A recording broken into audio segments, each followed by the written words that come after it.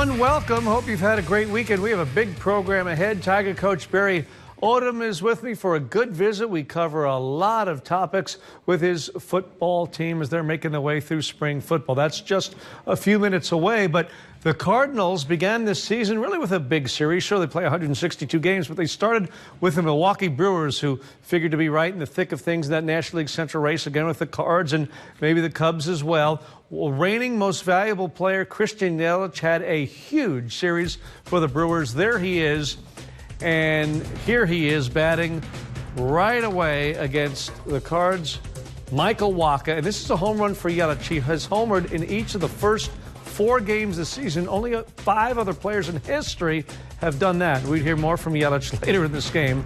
Cards up, though, 3-1 at this point when Goldie, Paul Goldschmidt, hits his 4th home run of the season. Remember, he had 3 homers in Game 2 and then a 4th today, whereas Yelich had homers in each of the first 4. That's the difference, but they're 2-star sluggers. Cards up 4-3 in the bottom of the 9th. 2 on for the Brewers, and Yelich comes through again. This is a double to the gap in left center. 1 run tied it, then Lorenzo Cain slides home safely to win it. The Brewers win a thriller 5-4, take 3 of 4 from the Cards. Show Me State native makes history in the softball circle as the Tigers wrap up their tournament. Columbia College esports team tried defending their screens at the Midwest Campus Clash, but a Cinderella run had the Cougars in trouble. I've dreamed of that, too, of inspiring, being a positive influence in the community, and so they've really embraced me. And Sophie Cunningham stops by to reflect on her time in Columbia and look ahead to the WNBA. That's coming up next. We've just had the lowest scoring Super Bowl in history. Hard to believe in this day and age, but it's true. Find out who prevailed in Super Bowl 53 in Atlanta. The Rally for Ryan game, much more than just a basketball game. We'll tell you how Ryan Luce message hits home for the Tiger players, and a local coach earns an award for his work in the weight room. All this and more coming up on Sports Extra with Chris Gervino. The NCAA on Thursday released results of its multi-year investigation into alleged academic fraud within the University of Missouri Athletic Department. The NCAA says a former tutor known to be Yolanda Coomer completed assignments, quizzes, and exams for 12 Tiger athletes. Investigators say she completed an entire course for 1 student athlete and parts of a placement exam for 2 student athletes. The punishment handed down by the NCAA on Mizzou athletics for academic fraud include a postseason ban for the football program for the upcoming 2019 season this fall, a postseason ban for the baseball and softball teams with their seasons that start in the next 2 weeks. Softball starts this coming Friday, baseball next week, and a 5% reduction in the amount of scholarships for football, baseball, and softball programs during the 2019-20 academic year, as well as recruiting restrictions for those 3 programs. Also, Mizzou will have to vacate records aided by the 12 student athletes. Missouri on 3 years probation. Tiger Athletic Director Jim Sturck says Missouri will appeal, and Mizzou will win its appeal. Moved swiftly and cooperated with the NCAA. So I certainly don't think that these penalties are reflective of what we expected for self-reporting. I believe in doing things the right way, and we're going to continue to do things the right way. It'll be months, not weeks. So I don't know, and I just can't guess on that timeline. Sturck did say, though, it could be 6 months before the appeal is answered. Missouri football coach Barry Odom shared his thoughts on the punishment Friday, challenging the ruling, and he was confident about Missouri's appeal. On the field, he sounds resilient despite these NCAA rulings.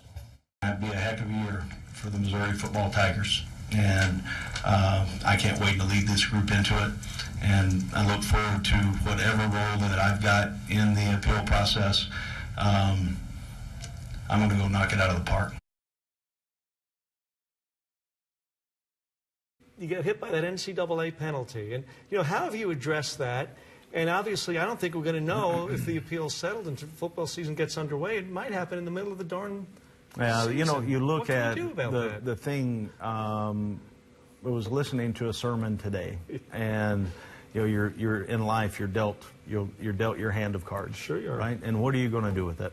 And the approach that we've taken after the initial shock. And it was shock, wasn't it? And surprising and shocking. You look at the severity of the sanctions that were handed down at that point.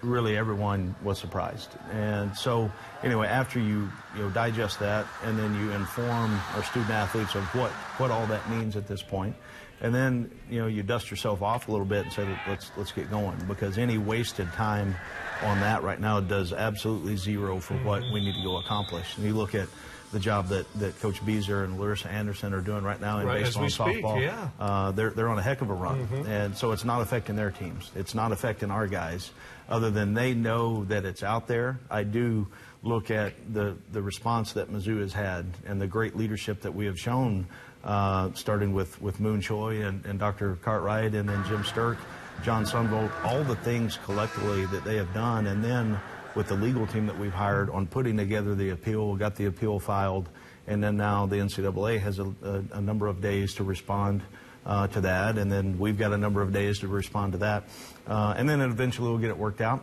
But I look at the infractions committee, the way that the penalties read at this point. If those stand, then really that is not going to serve well for the future of intercollegiate athletics, in my opinion. So we'll see how it goes. I do feel strongly about the closeness of our team and the way that they have responded. They've done absolutely everything that I've asked and put in front of them.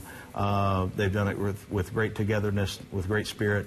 And whenever we find out what is going to stay and what's not, then that's going to be just another thing that we deal with. And if you've recruited the right kids and you build relationships the right way, and your locker room is set the way that ours is right now, then you can have open and honest conversations like we've been able to do through this.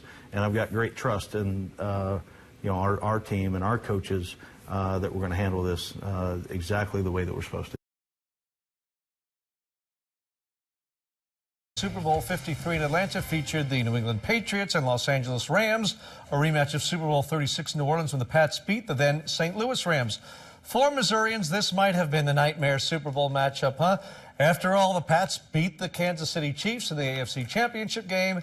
And after all, Rams owner Stan Kroenke moved the team out of St. Louis and back to the West Coast. Nonetheless, the game went on without a lot of points. Only Super Bowl ever with no touchdowns through 3 quarters. What? True.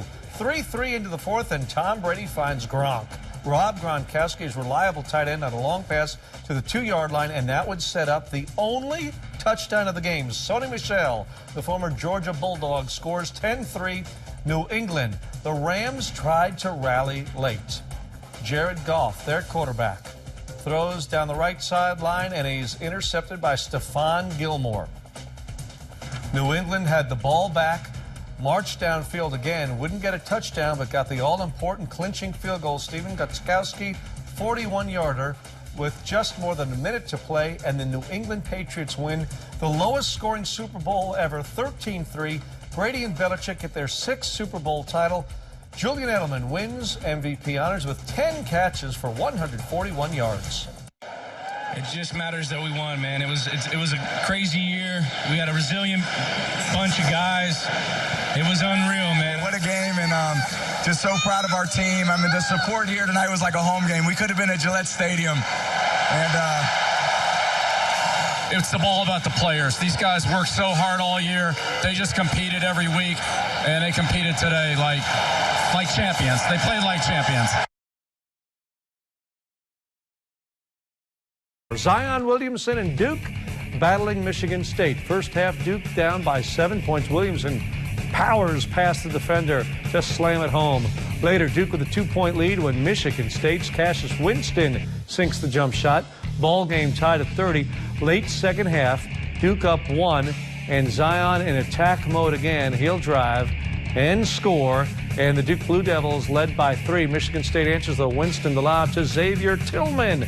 It's a 1-point ball game, and later the Spartans take the lead. Kenny Goins for the triple. Michigan State up 2. Finally, Michigan State up by a point. Had to get the ball in bounds to avoid trouble, and the Spartans did just that.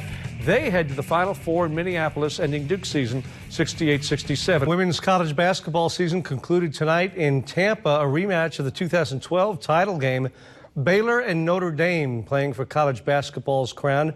Notre Dame looking to repeat as national champs, both the Fighting Irish and Bears playing for their third national championship. Big moment here. Baylor in complete control of this game, up by 14. And one of the Baylor stars, Lauren Cox, suffers an injury. Had to leave the game in a wheelchair. A huge loss, literally and figuratively, for Baylor. Wouldn't you know, Notre Dame comes back with that momentum. Baylor understandably deflated. And Enrique Agumbawale hits the big bucket there. This was a tie game after Notre Dame had trailed by 11 to start the fourth. Marina Mabry connects there. It's all even at 74. But with 8 seconds to go, Chloe Jackson drives and scores for Baylor as she got that ball to rim in, and she got another look from above. That was close, but it stayed in the cylinder.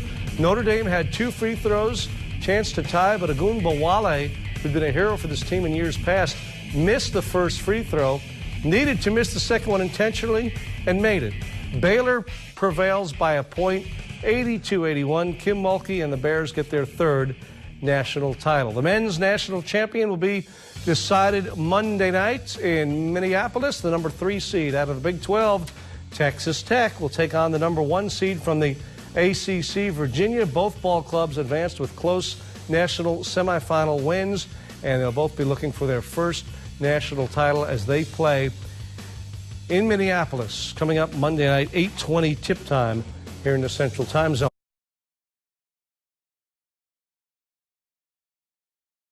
And the little girls wearing your jerseys and lining up to get your autographs, and you're kind enough to stay and sign. I mean, isn't that what it's all about, really? Absolutely, and I think that's what I'm going to miss the most, is just meeting the fans. And those girls used to be me and my sister, Lindsay. I mean, we used to think that the Mizzou athletes were everything when we were little, and so we know what they feel like. And so I'm going to do anything I can to still keep in touch with those people, because without the fans and without this community, my experience here would definitely not be the same. So I'm very grateful, very humbled for that. But yeah, it is really cool, because I've dreamed of that too, of inspiring, being a positive influence in the community, and so they've really embraced me.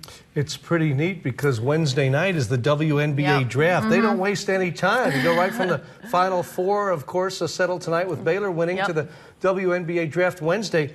Now, Sophie, I mean, you could be anywhere from New York to L.A., Dallas, Phoenix, points in between. What are your thoughts? What are you feeling just 3 days away? Yeah, I think it's easier for the other girls who are still playing, because they're thinking about the games. But for me, I'm just like anxiously waiting where I'm going to be. I know it's going to be right where God wants me to be, but I'm ready to know, you know? So it's coming around the corner, and I'm ready for it.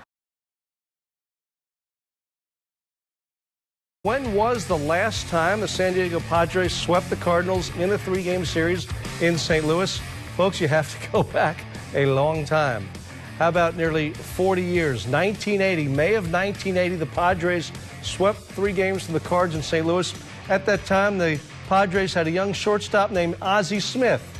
He would go on to join the Cardinals 2 years later and play a long time with the Redbirds, starting with that 1982 World Championship season.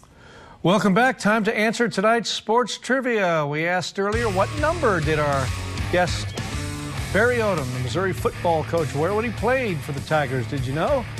Here comes the answer. He was a linebacker, wore number 39. Interestingly enough, he was 39 years old when he got the Missouri head football coaching job.